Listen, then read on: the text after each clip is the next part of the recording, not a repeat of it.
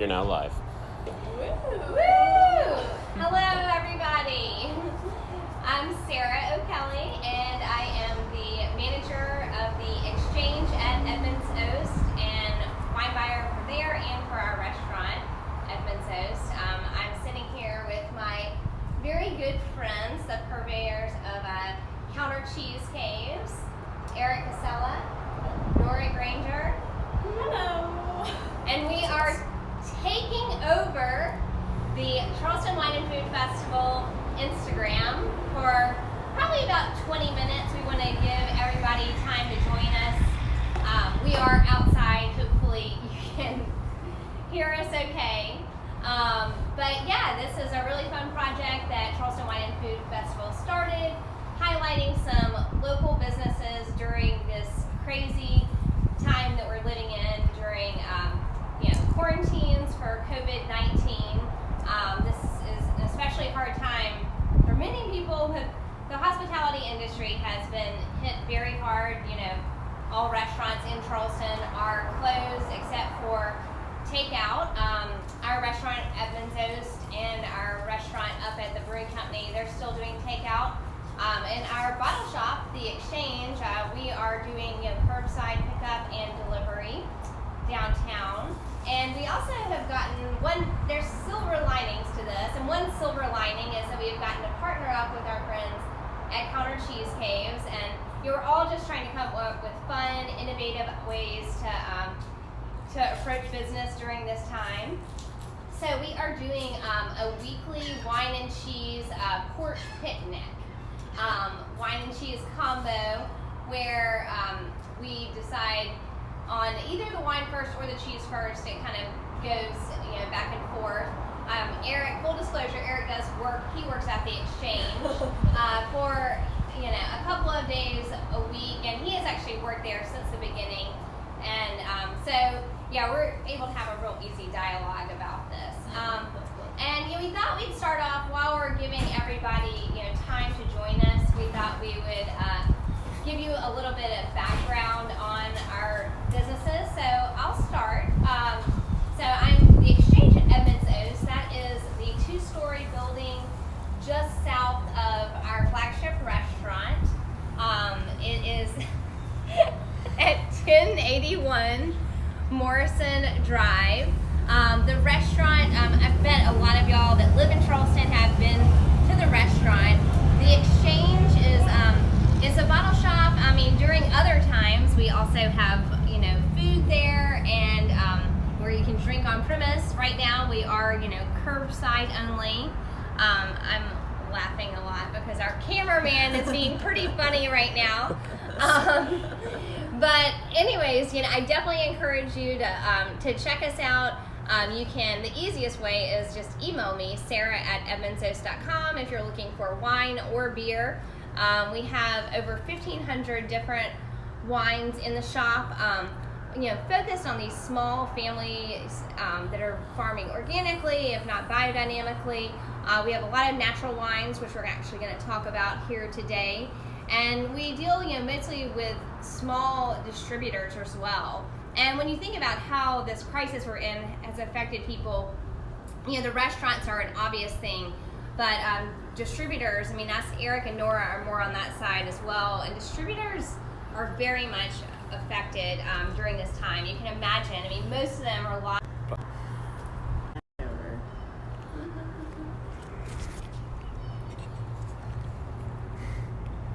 Look, I think we're back. We're back. Okay. Sorry. Can you put it on Wi-Fi? Because that might be why.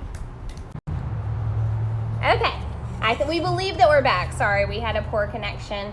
But getting back what we're talking about, I was giving the brief overview of the Exchange, how we're a wine and beer shop, and that you can email me, sarah@edmondsoast.com, to learn more about our selection.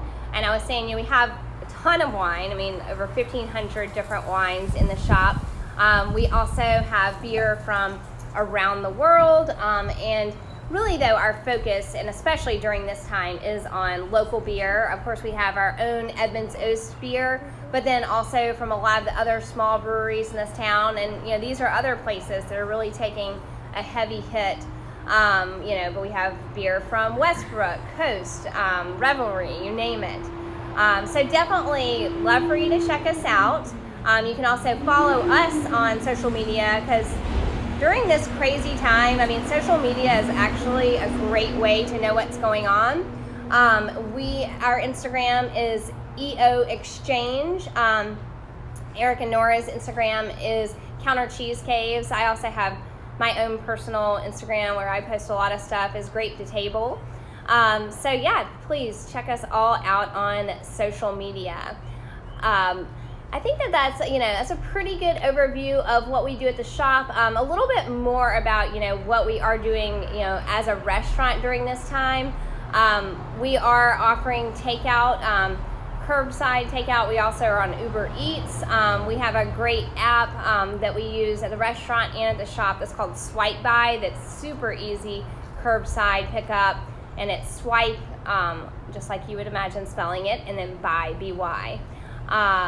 We have the same food menu as the restaurant. That changes a little bit each day during these times, but our specialty these days is a fried chicken bucket, and just lots of fried chicken. We're serving up amazing fried chicken. So I think, I've gone on for, quite a while, just trying to let as many people join in as possible. That's really the point of blathering on. But let my good friends, Eric and Nora, let them say a little bit. Tell us a little bit about your business. Yep. So we're Eric and Nora. We own Counter Cheese Caves, and we work mostly with small cheesemakers from around the southeast United States, and before COVID-19 came through, the bulk of our business was wholesaling to restaurants in the Charleston area.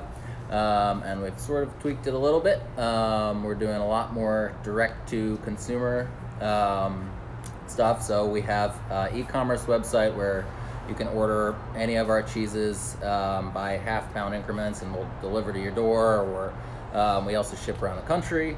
And then we're doing the weekly wine and cheese pairing, just sort of showcasing some of the awesome small southeastern cheesemakers that we work with. Yeah, and I think that is one of the very cool things about what Eric and Nora do is, their focus is largely on southeastern creameries. It's all on American creameries, even though they have this amazing background working at top cheese shops in New York, where they're dealing with, I'm guessing mostly international cheeses. Yeah. I would say probably like 75% European and then the rest American. But through the years, there are more and more American cheesemakers popping up, which is amazing, and especially in this region of the South. Yeah, how many different cheesemakers do y'all deal with? We work with probably around 15 right now. Southeast is sort of like the final frontier of cheese making in the United States. It's like one of the less developed regions for cheesemakers, but in the past few years, there've been a lot of cheesemakers popping up. And we sort of feel like, it's a fermented product, so it's something that you should be eating, as close to home as you can. There's sort of local or regional flora and everything that inoculate the cheese, and sort of have that terroir taste of place, and that definitely comes through, whether you're tasting, different batches from a single cheesemaker or different cheeses, you get a lot of that. Yeah, and basically, with this whole turn of events with the quarantine and coronavirus, our whole thing lately has just been trying to figure out new ways to sell cheese, and it's all things that we had been doing, but in much smaller quantities through mail order or through direct to customer. So we're just trying to sell as much cheese as we can, so that we can keep the train rolling and keep supporting these cheesemakers that are gonna be making cheese whether or not there's a pandemic or not. So, right. There's no tap to just turn off milk. The animals keep producing, so cheesemakers continue to make cheese, and obviously all of the restaurants in the United States are sort of shut down for the time being, so a lot less cheese is being sold. Yeah. And I think that isn't something easy to forget about. I mean, amongst all this would be the farmers and how they are affected. I mean, we live in a town that's very good about supporting farmers, and the fact that the vegetables are still growing, the chickens are still laying their eggs. We've actually recently at the shop started selling our egg purveyor for the restaurant. We started selling his eggs in the shop, for curbside pickup, because he has literally like thousands of eggs that he, so I think anytime you can choose right now to shop local, supporting somebody local, I mean, it means now more than ever. I do have to say, I think people are making that choice, and I see it every day, that folks, I mean, they will have actually made a grocery store run for their, core stuff that they can't get anywhere else, but then coming to us to buy beer, to buy wine, to buy eggs. We're also actually a CSA pickup, community supported agriculture for Spade and Clover Farms. You can check out their social media to learn more about it. It's not a commitment to a whole season. You can just do it once a week. And I mean, he has seen his subscription numbers double. So I commend everyone that is choosing to support local right now. It means so much. But enough about this. I mean, I do think it is important. I'm glad we got to talk about it at length. But we know that y'all are here to learn about this wine and cheese combo porch picnic that we are doing once a week. So Eric, he decided on the cheeses for this week, and he brought me some samples. And I have to commend also Eric. Eric makes these amazing cards that go with the cheeses. I mean, he did the artwork. I mean, you're doing the printing. Yeah, we just had them made into stamps, and yeah, whenever people buy cheese, they get some little info stamps to go with it. Yeah. So it's a great thing when you get their cheeses. I mean, it makes it even more pretty to set out the cheese board. But he chose the cheeses and dropped me some samples off. I think that was like the end of last week. I mean, I have to admit that I'm like a total cheese addict. I know a lot of people are like, during stressful times, they eat a lot of sweets. I used to make sweets for a living, so I'm not that person. I am like a total, during stressful times, I just want to eat cheese all the time.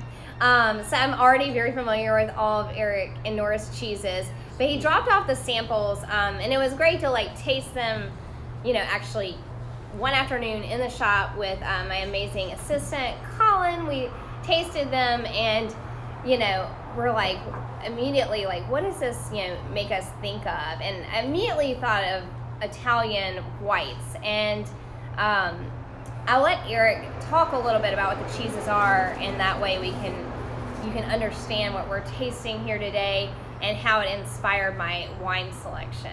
So yeah, let's talk about what cheeses we have here today. So yeah, we have two Italian-style cheesemakers from two southeastern cheeses, two Italian-style cheeses. So this is Rosie's Robiola from Boxcar Handmade Cheese, which is a pasteurized cow's milk. It's made in the Robiola style, which is sort of like the Italian equivalent to something like Camembert. So it has a rind that's comprised of a mold called Geotrichum, which is sort of like doughy and a little bit funky, but very mushroomy, and then sort of a broken down like little cream line going on that's really oozy and buttery, and then the center paste is going to be really bright, tangy, lactic, and yeah, those guys are just outside of Raleigh-Durham area in Cedar Grove, North Carolina. And then we have Hardware, which is a raw sheep and goat mixed milk. This batch was actually made in 2018, and we got it about a year ago from them and have hung on to it for another year. So that's another sort of aspect of our business. We have the cave aspect is sort of hanging on to specific batches of things that we think could benefit from a bit more time. And yeah, so this is made in the Pecorino style. Usually, Pecorino means sheep's milk or sheep, and the style is sort of similar to Parmesan, which is the general Grana style. But yeah, this guy's from Charlottesville, Virginia, from 20 Paces. Yeah, and it's very, very mild and approachable. Anything to add about these? Well, I would just say that like these are some of the cheesemakers that we work with that are just really like Boxcar Handmade Cheese is a brother and sister operation. They're really fantastic and have been working on this endeavor for years and have really kind of hit their stride. They're making some of the best cheeses out there lately. And then 20 Paces is a little bit newer. They're in Charlottesville, Virginia. It's a group of friends that actually are working together to raise sheep. It's a total farmstead operation, which means that the cheese is made on the same land that the animals are raised. And it's just a really good example of like younger generation just like taking this next step towards farming and raising animals and creating beautiful products. Yeah, and it's interesting because I didn't know the full backstory on these cheeses, but it actually sounds very similar to the wine's backstory. And we'll get in. We're going to taste them in just a second, and hopefully, I sent this out to a lot of our followers, and I know some people were able to buy the cheese and wine and are hopefully tasting along. I know that 4 p.m. on a Tuesday, even in this new weird world, doesn't work for everybody. So we are planning on, we're going to save this video, and it's going to be up on the Charleston Wine and Food Festival's Instagram, but I'm also planning on posting it I just launched a YouTube channel for Edmonds Oaks Exchange today. And so, yeah, I'm happy to send the link to anyone. If you have friends that, because it's not too late to get this combo. We're running this combo all week long. And I think we mentioned, but yeah, it's $40 for a bottle of wine and the 2 cheeses. It's a quarter pound of each cheese. It's, a nice little spread, as you can see here. But getting into, so when I first tasted these cheeses, all cheese has like some salty component, but especially the robiola has this like salty kind of butter flavor. It's like salty butter. That's how I always think of Camembert. It's like salty butter, like a really good butter. And then this, the hardware, which I didn't realize was done in this Pecorino style, has this like nuttiness to it. And both of those just brought to mind, I wanted to do something, maybe a newer wine. I'm still trying to bring in some like fun new wines to keep it really interesting for Colin and me in the shop and interesting for our customers. And so I had just been offered this amazing wine from Italy. See the label on this. This is, it's from Fermo is the producer. And it is from the Abruzzo region of Italy. It is, and the funny thing is, you might not be able to see it down at the spot right there under where it says it says under where it says Dawn, it says Pecorino. That is actually the grape. So as Nora had said, that Pecorino, it goes back to sheep. So there's a grape that's called Pecorino too. There's actually several, I think a couple of cheeses in Italy. It can come from all over Italy. It's all about the relation to the sheep. I'm guessing with the grape, even in my like super compendium of grapes, I didn't find the total backstory on Pecorino, like why it has that name, but it's originally from the Marche, which I'm guessing, has a lot of sheep there, which wouldn't be surprising. But the Marche, and I'm going to bring out, we'll see if I can manage to have this huge book. We'll see. Let's see. I think I can do it. All right, so there you go. There's your map of Italy. And over here on the Adriatic, we'll see there's the Marche under my gloved finger. And then just south of there, we're going to have Abruzzo. And This is where this wine is from. It's from Abruzzo. And you probably might not have used, the Marche is less known. Abruzzo is a little bit more known as a wine region. But honestly, Abruzzo has this, it kind of, I mean, in some ways has, a varied reputation because there's some mass production there. I mean, if you're going to a grocery store and finding a Montepulciano d'Abruzzo in the grocery store, or Trebbiano d'Abruzzo, a lot of times these are, they're just kind of blah wines. But luckily, if you're going to a small wine shop, which we're blessed with like a lot of great small wine shops here in Charleston, shout out to friends Grape, Monarch, you can find these small producers from Abruzzo. Recently I've been able to bring in a couple, but De Fermo was kind of this like a holy grail that we were all very excited to finally have in the market, and this just happened like in the past couple of months. I think it honestly kind of got lost in the mix of just this total like crisis we're living in. Otherwise, this wine would be all over town. But this is De Fermo. When I was getting back to like how you had said that the cheeses are from, it was kind of the next generation. Well, that's kind of a similar story with De Fermo, where the family has had the land for a very long time. They've hailed from the Abruzzo region for generations. This area goes back with grape growing to 1100. Talk about some history. But it had fallen into disuse. It hadn't really been used for grape growing. I think it was like since the 1950s. And then it was Stefano Pepetti and his wife, Eloisa De Fermo. They went and visited her family's land, and he just fell in love with it. And they ended up moving back. They were both lawyers and revitalizing the land.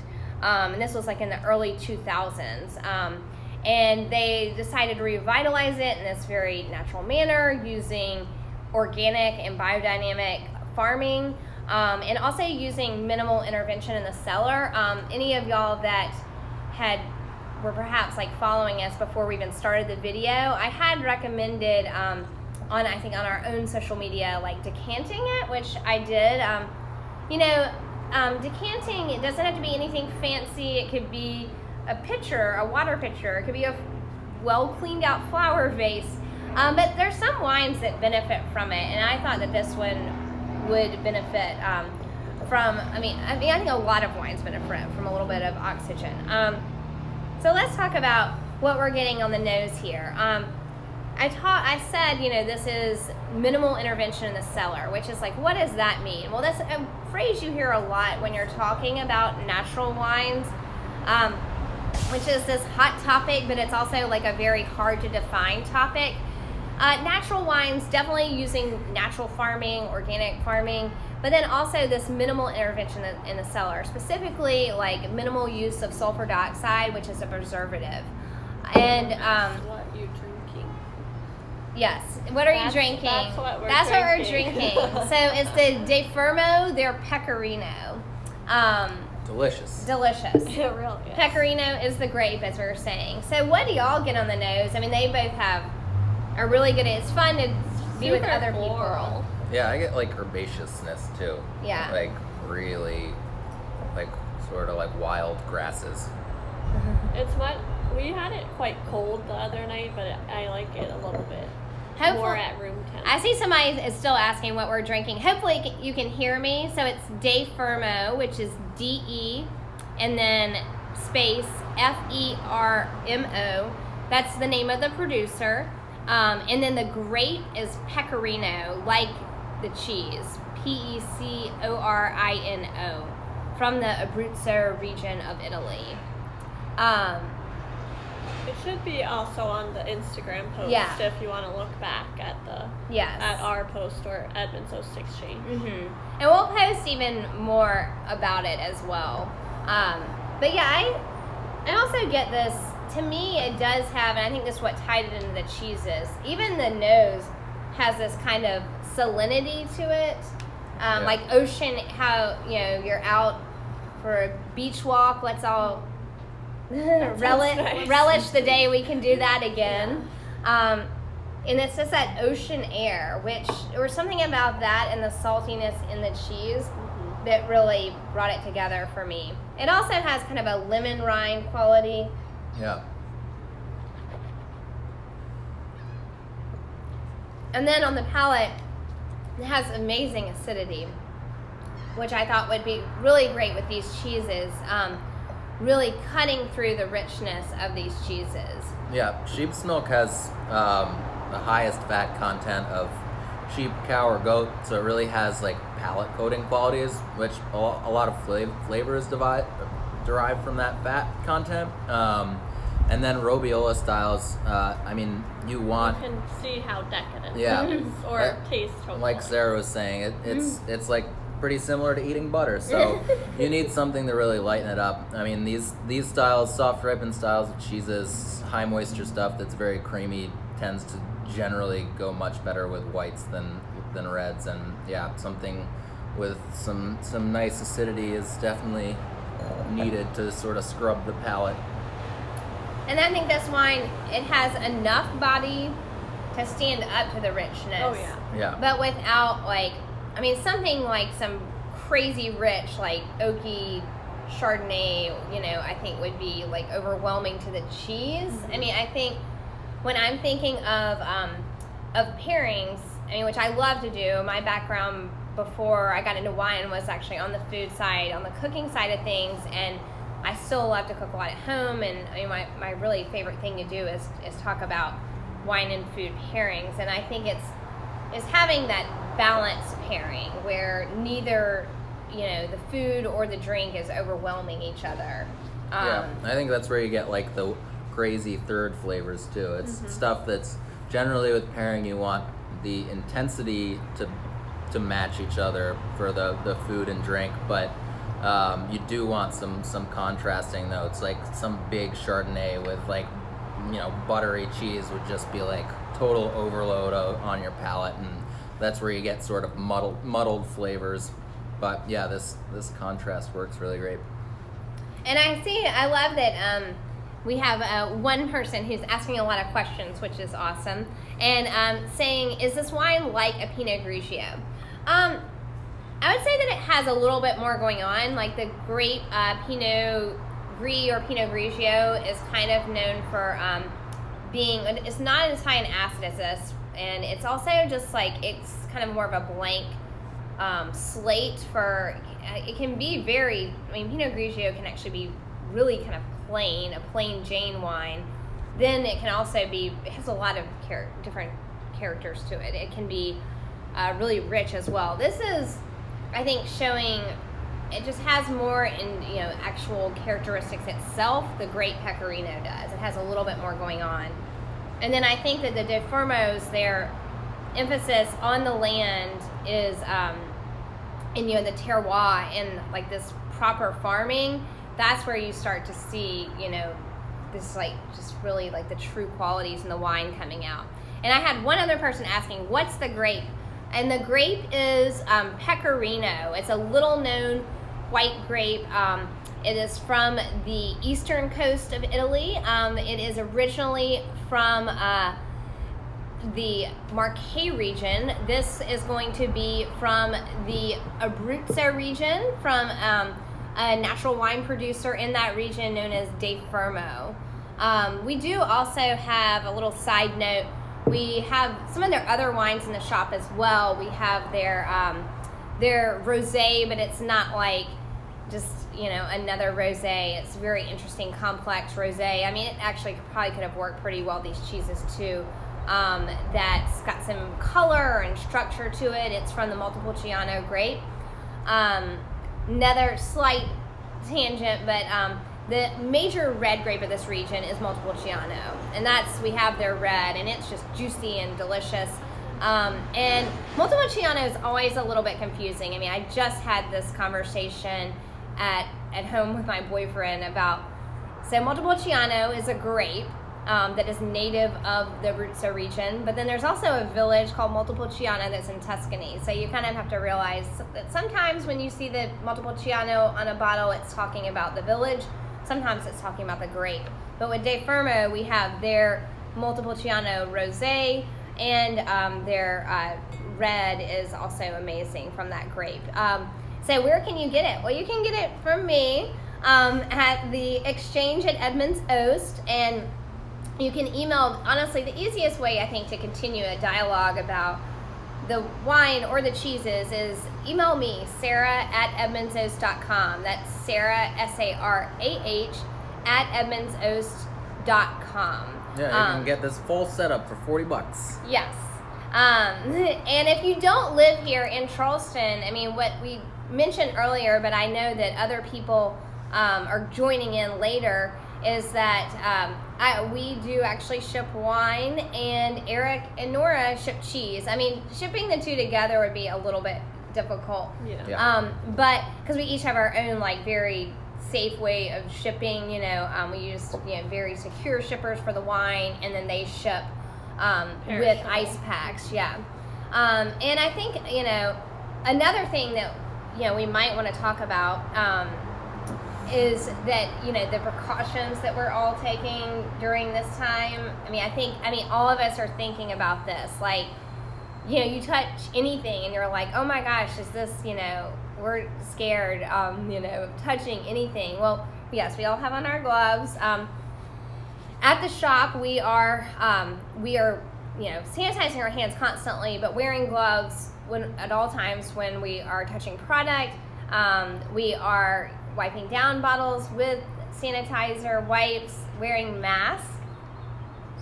Yes, when we are delivering, whether it's curbside or to your doorstep. So just trying to keep everybody safe during this time. Yeah, and counter cheese caves, I mean, having functional cheese caves means being super clean sort of inherently. So Nora and I, when we go to our facility, we completely change out of our street clothes. I mean, we have insane looking lab coats, white pants, white There's some boots. pictures on Instagram. You gotta look at their Instagram. But yeah, I mean, So, obviously even cleanliness. before all this, we were kind of crazy about cleanliness. Yes. Yes. And so to get back to how you could get their cheese, like especially, I mean, I know there's probably lots of followers that live elsewhere. You can go to y'all's website. Countercheesecaves.com. Yes, and they actually, I mean, they are way on top of it as far as making it very easy for you to ship. Us, it's a little more, old-fashioned, just emailing me and let's have a discussion about it. But you can also email us at Yeah. countercheesecaves.com, and we questions. can help direct some decisions. But yeah, it's very straightforward. I mean, we ship out every week from Monday to Wednesday. It takes about 1 to 2 days for the cheese to arrive anywhere in the United States. If you're in Charleston, we do next day delivery. For downtown, we do next day delivery for free. Downtown or North Charleston. Yes, correct. And then everywhere else surrounding is like a $5 delivery charge or something like that. But you can also order stuff and pick it up at the exchange while you pick up your beer and wine. Yeah. And yeah, I just actually had my first, I've been talking so much, I just had my first bite of the robiola with a little taste of the wine, and Yeah. It's they both like really pretty do wonderful. Yeah. work pretty amazingly well.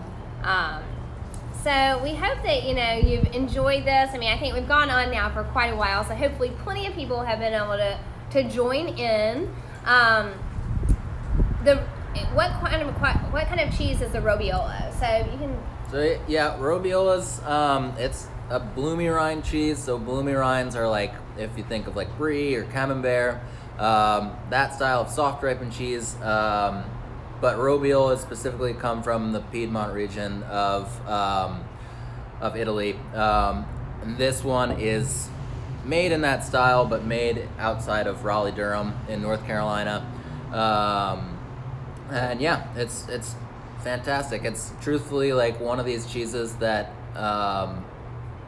if you're getting it from Italy, it's usually spent about 4 weeks on the boat, so you only get it at like one certain ripeness. This is like if you were over in Italy and stopped by a cheesemaker and had sort of the best of the best, or at the best age, this And is sort of what yeah, you'd I was be about getting. to say it's cow. Yes. This one's cow. Yeah. You do sometimes see it where it's a blend. Yeah, robiola's, and that's like a very Italian thing to do. 20 Paces does, or used to do that. Now they've switched to all sheep's milk, but this is a blend of goat and sheep's milk. That's a very, very Italian thing, sort of using whatever milk is available, and in whatever quantities based on the season. And that will just kind of shift throughout the season. Yeah. We did think, though, that it was fun today. That was actually one of the thoughts was it would be fun to do these two cheeses because we get to have all three animals That's right. here on the plate, even though we only have two cheeses. Correct. This one is a pasteurized and this one is raw, so it was also nice to be able to show the contrast. But I'm glad that some of y'all, because I see some people like to actually have the cheese. That's amazing. I mean, I can't believe it actually worked for some people to like get the wine and the cheese and taste along with us. We really appreciate that support. But for those of y'all that didn't get it, I mean, like I said, you can still get it. The week is long, and next week. It's only Tuesday. Yes, it's only, who knows what day it is, right, anymore? Yeah. And I should say that actually, on that note, the shop is open 7 days a week. Just for curbside pickup and delivery. Our door is open. You can actually walk up. We just have a rope in front and talk to us if you're wanting to chat a little bit more. And then we just have you read out your credit card number to us, whether it's over the phone or at the door. We're not dealing with cash anymore. And yeah, just trying to keep us all safe, but also trying to, keep, our businesses going, but by doing that, helping keep other businesses going. I mean, helping keep Nora and Eric going, helping keep our distributors going. I mean, I just had a delivery driver this morning. Every time he delivers, he thanks me for keeping him going. So while I understand it's very important to be cautious during this time and, to stay at home as much as possible. I mean, restaurants and alcohol stores have been deemed essential, at least, for takeout, and, knowing that we're taking all the precautions, and it's a little bit less scary than going to a grocery store. So, yeah. But anything y'all else wanted to add to this? No, I think we kind of. Yeah. But reach out if anybody has questions, if they're doing their tastings at a future date. I mean, we're all around. We're all able to be communicated with. Yeah, we can organize. I've definitely organized some fun, kind of custom tastings for people. I mean, some people have birthdays. That's right. During this crisis. These two. Yeah, but lots of my customers have reached out with birthdays, and I've put together these really fun at-home wine tastings for them. I mean, all you need to do is add cheese to the mix, and it's a party. And they've even done fun things like, gifting their friends the same wines and then getting on, a Zoom call and doing a tasting together. Yeah. And if you want to do anything like that, just reach out to Sarah and she'll let us know, and we'll all work together to make you an amazing at-home cheese and wine tasting. But it doesn't even have to be a special occasion, Nobody's going out to eat anymore, so you gotta mix it up from all your canned goods, and that's what I said that in my email today. I mean, I think it's just like every moment is an occasion, I mean, I think it's made us all appreciate, especially the moments when we can sit down and relax and enjoy something that's delicious to eat and drink. Even with just a couple of friends. I mean, thank y'all again. Cheers. Yes. Cheers. Everybody. Yes. Now we're not drinking, so we can cheers. We drank all of our wine. Because we need it, and y'all need it too. So feel free, reach out, email me, Sarah at edmondsos.com. Check out countercheesecaves.com. And also, I think, I've said it before, I'll say it again. I mean, I think social media is actually pretty useful during this time. And we just thank you all so much for your support. We really appreciate it. You're keeping us going. You're keeping us strong. You know, it does make a difference to shop local. There's no great way for me to end this without just grabbing the phone. So I'm about to do that. Thank Bye. you. Thank you. Yeah, bye.